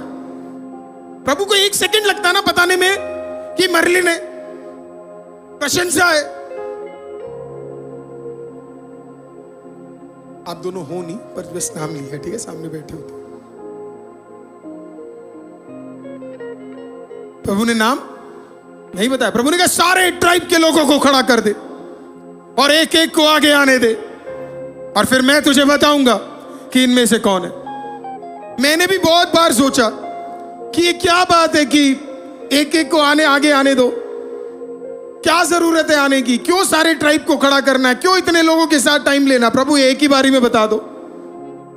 प्रभु कहता नहीं, इसके पीछे भी एक कारण है। प्रभु आखान को मौका दे रहा था। प्रभु आखान को मौका दे रहा था। प्रभु आखान को कह रहा था मैं सामने खड़ा करने से पहले तू पहले जाके बात कर ले। कितने लोगों को समझ आया? तू पाप कर रहा है, तुझे लग रहा है तू छुपा सकता है, तू छुपा नहीं पाएगा, पकड़ा जाएगा, पकड़ा जाएगा, पकड़ा जाएगा। ये खुदा की कलीसिया है, आज नहीं तो सब चीजें पकड़े जाएंगे। इसे कोई छुपा नहीं सकता है। आप नहीं आओगे, खुदा इसे रिवील कर रहेगा। इतने साल की सेवकाई में अगर मैं कुछ आपको बता सकता हूं वो यही है, खुदा का चर्च, इसके खिलाफ अगर कोई एक व्यक्ति भी गलत करता है, प्रभु नंगा करके पकड़ता है। नहीं है तो पश्चाताप करना है खुदा के सामने। रेपुटेशन चला जाएगा, टेस्टिमनी चली जाएगी, गवाही खत्म हो जाएगी, क्योंकि प्रभु पकड़ेगा। झूठ का सफाया वो करेगा, वो किसी को बख्शता नहीं है, क्योंकि ये कलीसिया प्रभु की है। आखान के पास एक एक गोत्र आने से पहले उसके पास मौका था क्षमा मांगने का। वो आकर कह सकता था मैंने किया, मुझे माफ कर दे। देखो ऐसे एक एक गोत्र खड़े हैं, उसे कुछ नहीं करना था, जाना था यहोशू के पास, जाकर बोलना था यहोशू मैंने चोरी की है, मैंने पाप किया है, मैंने गलत किया है, मैंने टेंट के नीचे गड्ढा खोद कर पैसा डाला हुआ है, मैंने गलत किया है। पर नहीं, उसने नहीं। मैं तो सोच रहा था जब आखान के पिता का नाम भी लिया गया तब तो आ जाता।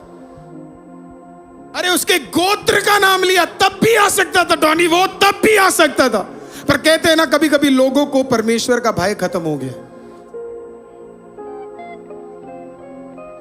I am under grace, but the fear of the Lord is the beginning of wisdom. मैं हूं खुदा के अनुग्रह में, लेकिन खुदा का भय भी होना बहुत जरूरी है। खुदा का भय भी होना बहुत जरूरी है। उसको क्या नहीं था? खुदा का भय नहीं था। और फिर बाइबल बताती है कि फाइनली उसका नाम क्या कर लिया? ले लिया। आखान फाइनली पकड़ा गया। यूदस को भी क्षमा मिल जाती अगर वो पेड़ पे जाके अपने आप को लटकाता नहीं और खुदा के पैरों तले गिर के अगर माफी मांग लेता। हालेलुया। तो गारंटी है प्रभु उसे भी क्षमा कर देता, क्योंकि मेरे खुदा का क्षमा करने का ताकत यीशु मसीह का, वो कर देता। आखान को प्रभु ने आखिरी तक मौका दिया, तू जा, तू कर ले, पर उसने नहीं किया। लास्ट में उसको वो पकड़ा गया। और फिर मैं आज आपको बताऊंगा ऐसी 4 चीजें जो कैसे हमें गिराती है। Probably one of the most important 4 चीजें जो आप अपने आप को रोक सकते हो पाप में गिरने से। और ये खुद आखान बोलता है। आखान बड़े बड़े लीडरशिप क्लास में जब हम जाते हैं, बड़े बड़े लीडरशिप पास्टोरल मीटिंग्स में हम जाते हैं, ये एक 4 पॉइंट होते हैं जो हर बड़े पास्टोरल लीडरशिप में मैंने सुना है। बहुत पावरफुल है। वो बताता है कि वो 4 स्टेज में गिरा। कोई तो बोलिए 4। वो 4 स्टेज में वो गिरा। पहला स्टेज था, वो कहता है मैंने देखा। मैंने क्या किया? मैंने देखा। आप पढ़ना चाहेंगे जोशुआ 7:20 से 21, एक बार पढ़ा देता हूं, फिर आपके लिए इजी हो जाएगा।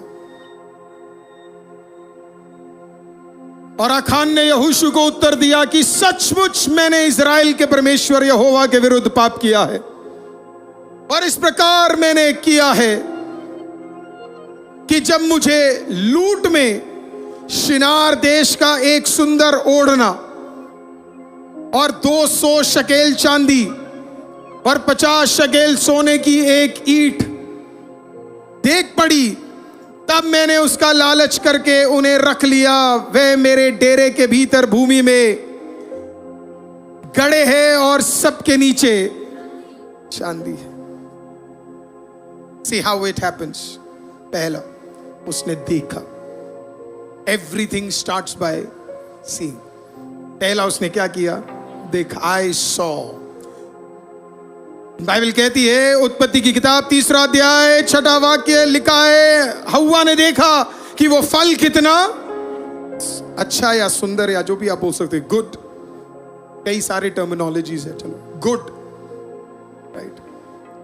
दाऊद युद्ध करने के समय में और प्रार्थना के समय में छत पर गया, बेतशेबा को नहाते हुए देखा। कैसे देखा? क्या करा? पाप हुआ कहां से? देखा। Eye is the gate of the soul. आपके सोल का आंख पता है क्या है? आपकी ये नंगी आंखें, दरवाजा। यहीं से शुरू होता है हर चीज। यहां से आप किसी को पसंद कर सकते हो, यहां से आप किसी के बारे में कुछ भी सोच सकते हो। The eye is the gate of the soul. I saw. वो कहता मैंने देखा। 50 सोना, 200 सिल्वर, कपड़ा मैंने देखा। मुझे क्या लगा? बड़ा लालच, अच्छा लगा। I felt good. ये मेरा हो सकता है। क्यों भाई? तेरा है ही नहीं, खुदा का था, खुदा के लिए था, तुझे उठाना नहीं है। He saw. यही होता है, to see people। सब कुछ देखने से हुआ। शुरुआत हर चीज देखने से। दूसरा तरीका, सेकंड स्टेज क्या है? आई कवेटेड। वैकमेडम, आई कवेटेड। जो तेरा है नहीं वो तुझे चाहना नहीं है। किसी और का घर नहीं चाहिए, किसी और की गाड़ी नहीं चाहिए, किसी और की बीवी नहीं चाहिए, किसी और का पति नहीं चाहिए, किसी और के बच्चे जैसे नहीं चाहिए। जो तेरा है वो तुझे मिलकर रहेगा। खुदा से कविट नहीं करना है। What belongs to you shall be given to you. Bible के अंदर 10 आज्ञाओं में से एक आज्ञा यही है, शमाद, कविट नहीं करना। जबरदस्ती ये मेरा हो जाए। क्यों? आजकल सोशल मीडिया कई सारी चीजों से हमें यही सिखाया जाता है, दिस कुड बी योर्स, ये आपका हो सकता है, ये आपका हो सकता है, ड्रामेटिक है, ये आपका हो सकता है। नहीं चाहिए भाई। Block, not interested. आप ऐसे बन सकते हैं, झूठ है, कभी नहीं बन पाओगे।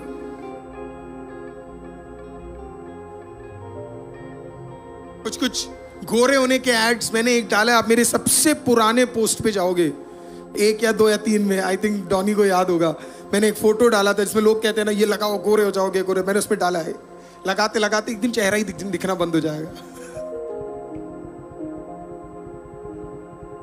राइट? कवेटिंग, वांटिंग समबडी एल्सेस नहीं चाहिए। बाइबल कहती है यहोवा आशीष दे, महफूज रखे, उसका नूर चमके और हम पर रहे।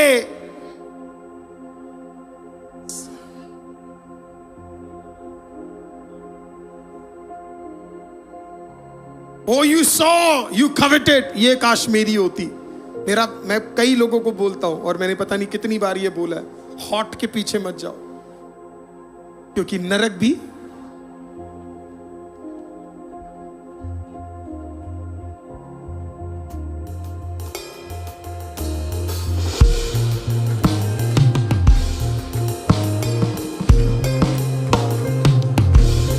समझ आ रहा है? Let us not covet नहीं करना है। तीसरा, कवेट कर लिया, मन में सोच लिया तो फिर तो ये चाहिए, मन में सोच लिया तो ये चाहिए, तो क्या कर लिया? उठा लिया। तीसरा, आई टुक, मैंने उठा लिया, तो देखा, फिर मोह रखा और फिर उसे ले लिया। अब जो अंदर था वो बाहर आ चुका है। अभी तक तो पाप अंदर ही था, अभी क्या होने लग गया? तारा अब इसको बना के रहूंगा मैं अपना।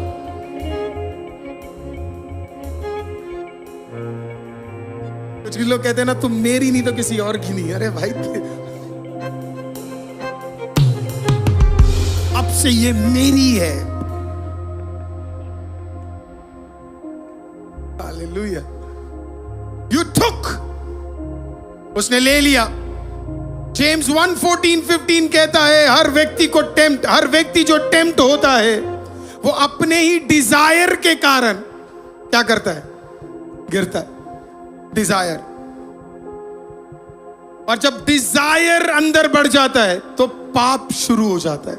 sin is conceived, it gives birth to sin, and sin when it is full grown gives birth to death। और फिर जब ये पाप इतना बड़ा हो जाए वो क्या लेकर आता है? आपको पता है, वो मृत्यु लेकर आता है। उसने उसे क्या कर लिया? ले लिया। और फिर चौथा ये है जो कई लोग करते हैं, आई हिड।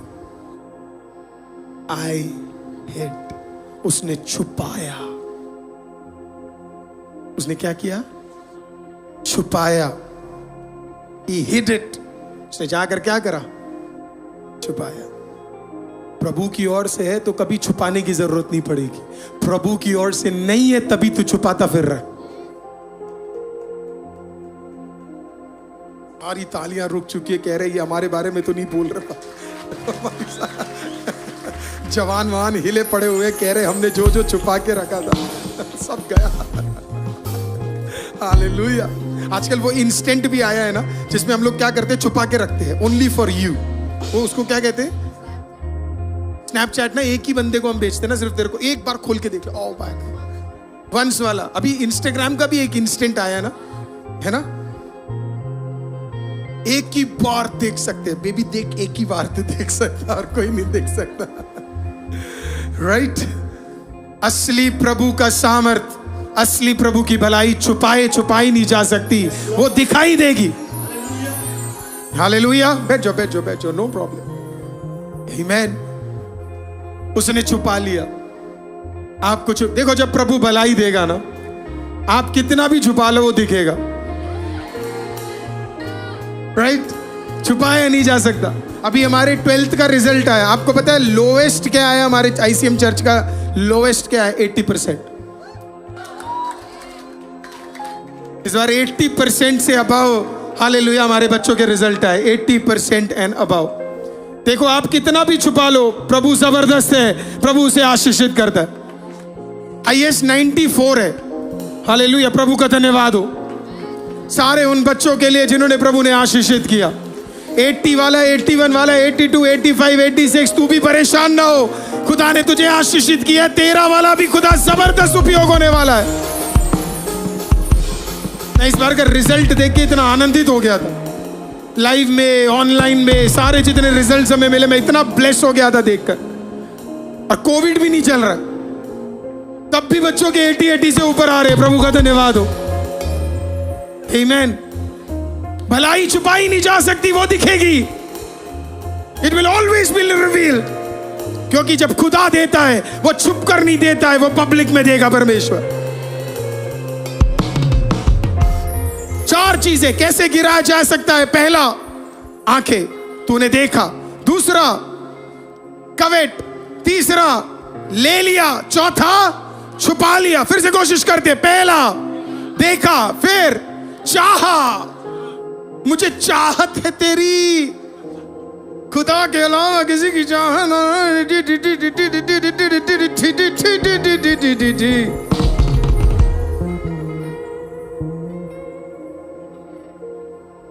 तो पहला क्या है? देखा। इसी के लिए मैं चर्च में बोलता हूं, कम देखो। क्या करो?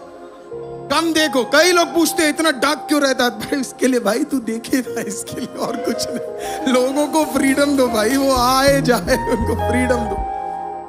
शी इज सो स्टाइलिश, तू भी बन जा भाई। सो मच टू सी। देखा, फिर कवेट, चाहा, उठाया, और फिर आया। फिर से कोशिश करे। पहला, देखा, चाहा, उठाया, छुपाया। फिर से कोशिश करते हैं। देखा, चाहा, उठाया, छुपाया। हालेलुया। जिम बेकर, आपका काम है चेक करना। Jim Baker, founder of PTL club और heritage USA। Jim Baker 1980s के सबसे जबरदस्त लीडरों में एक थे, जिन्होंने अपने लाइफ में, इनकी टेस्टिमनी जब आप सुनोगे, आपको सुननी चाहिए।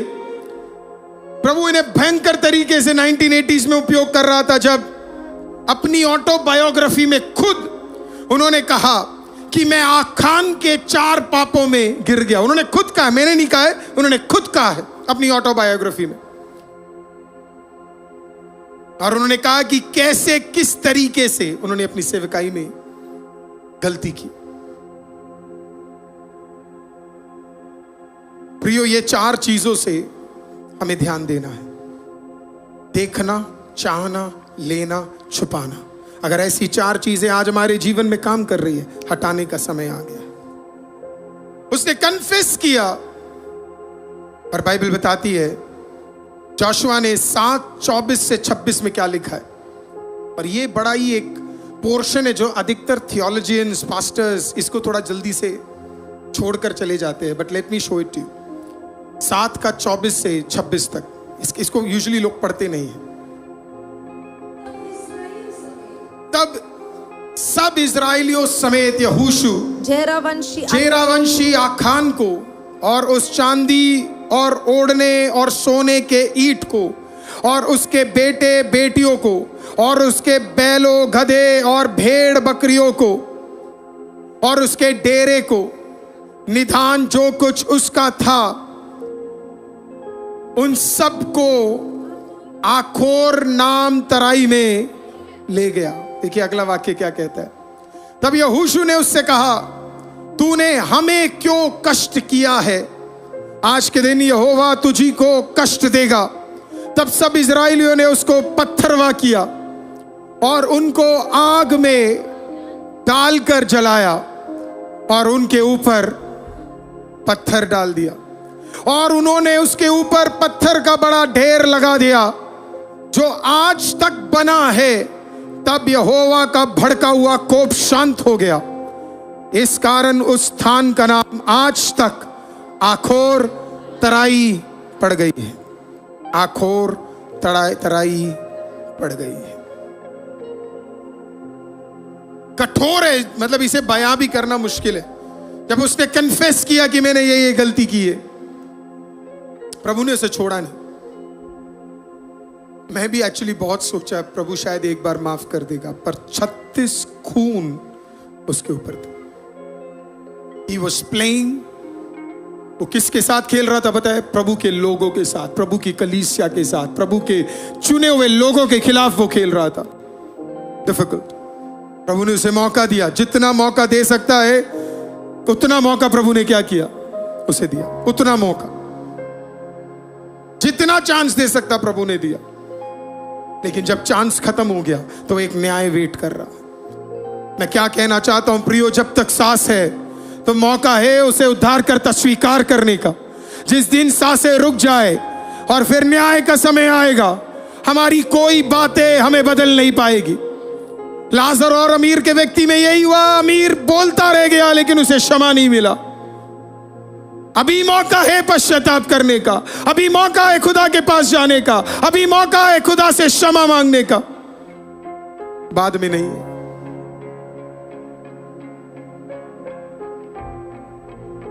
और फिर उस दिन से तब तक वो आखोर के नाम से जाना गया, जहां पे श्राप है। सोचो, एक व्यक्ति के पाप की वजह से, एक व्यक्ति गलत काम किया और उसके वजह से पूरा का पूरा चर्च, पूरा का पूरा हर व्यक्ति उसका भुगतान भुगता।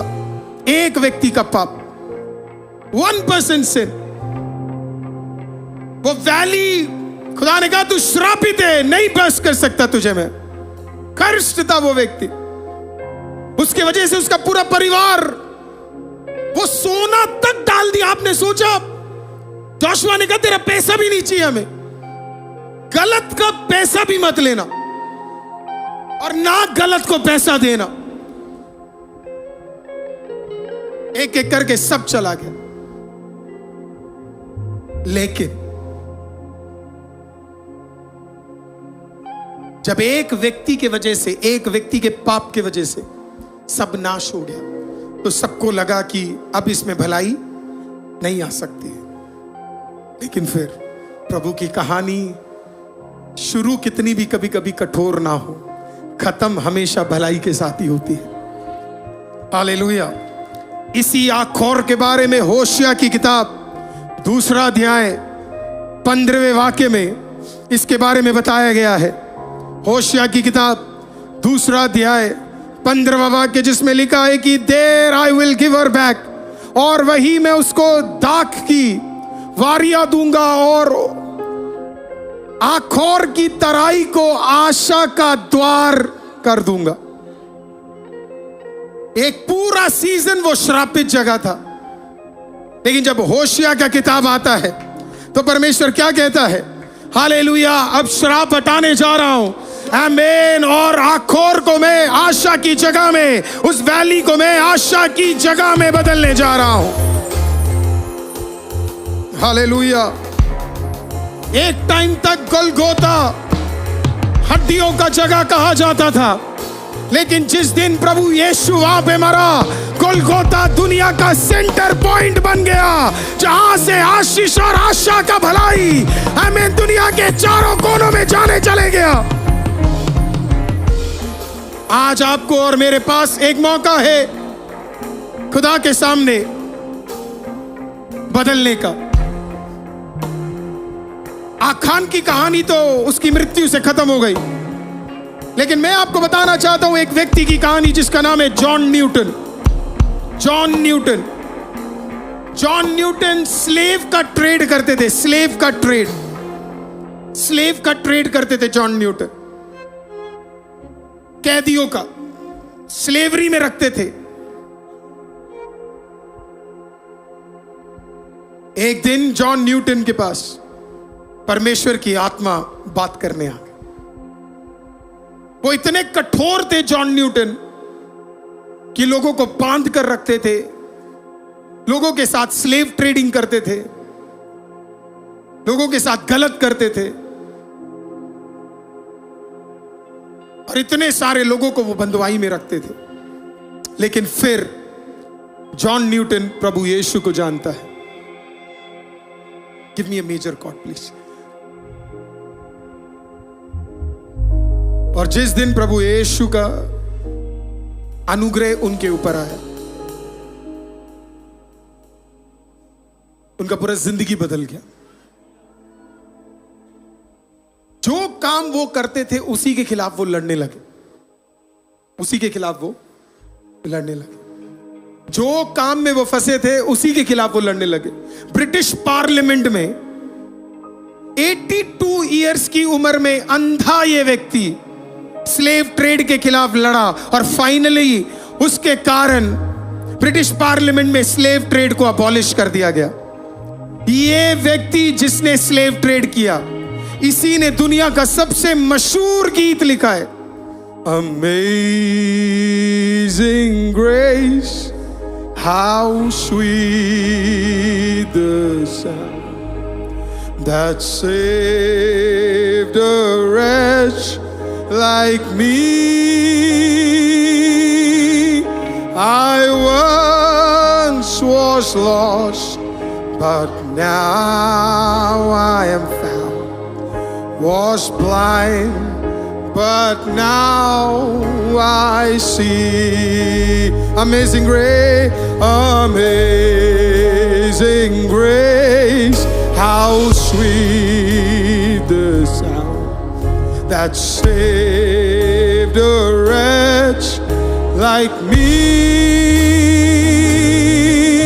I once was lost, but now I'm found. Was blind, but now I see. It was grace that taught my heart to fear, and grace my fears relieve. How precious day that grace appeared the hour I first believed. तो मिलके आई SIM गए, amazing grace, how sweet the sound that saved a wretch like me. I once was lost, but now I'm found. Was blind, but now has. अब मेरे साथ मिलके कहिए, the Lord has promised good to me. His word, my hope secure. He will be shield and portion be as long as life endures. Come on, church, मिलके गाएंगे. Amazing grace, how sweet the sound that saved a wretch like me. I once was lost, but now I'm found. But now I'll see, Lord. I once was lost, but now I was blind, but now I see. कोई तो कहिए, I once was lost, but now I'm found. But now I see. एक समय उसकी आंखें थी पर वो गलत देखता था, आज उसकी आंखें नहीं है पर वो सही देखता है। जिस दिन आँख कान का पाप हमारे जीवन से हट जाए, उस दिन सारी चीजें सही हो जाए। मैं हमेशा चर्च में बोलता हूं, अगर आपका जीवन प्रभु में सही नहीं है तो आप सेवा मत करें।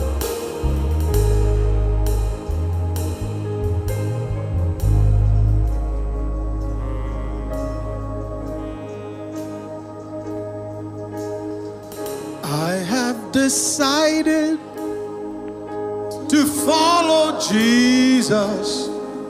I have decided to follow Jesus.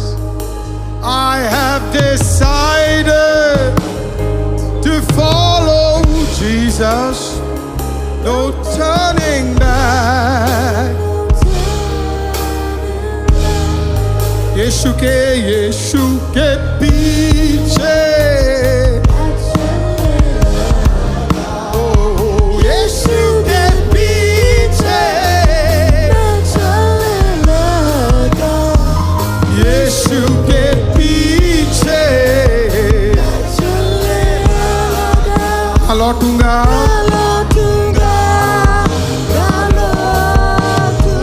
ना खान के पाप में लौटूंगा।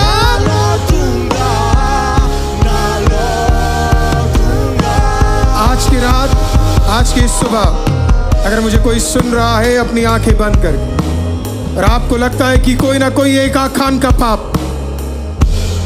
अभी भी है, उसका एक अंश भी है या पिछले दिनों में आपने किया है, और आज आप इस सभा में प्रभु के सामने, उसकी उपस्थिति के सामने, खुदा के सामने एक बार सौंपना चाहते हैं। खुदा, I saw, I coveted, I took and I hid। तो आज जिंदा खुदा के सामने उसको हम माफी मांग सकते हैं, क्योंकि याद रखिए जब इसमें आप माफी मांगेंगे, अगला अध्याय एक भलाई को लेकर आएगा। आज जॉन न्यूटन में इतना ताकत था कि उसने प्रभु से माफी मांगी और खुदा ने उसे ब्रिटिश पार्लियामेंट में तक यूज किया। आज मेरी आवाज जिस तक पहुंच रही है, अगर ऐसा कुछ है तो आज खुदा के सामने हम समर्पित कर दें।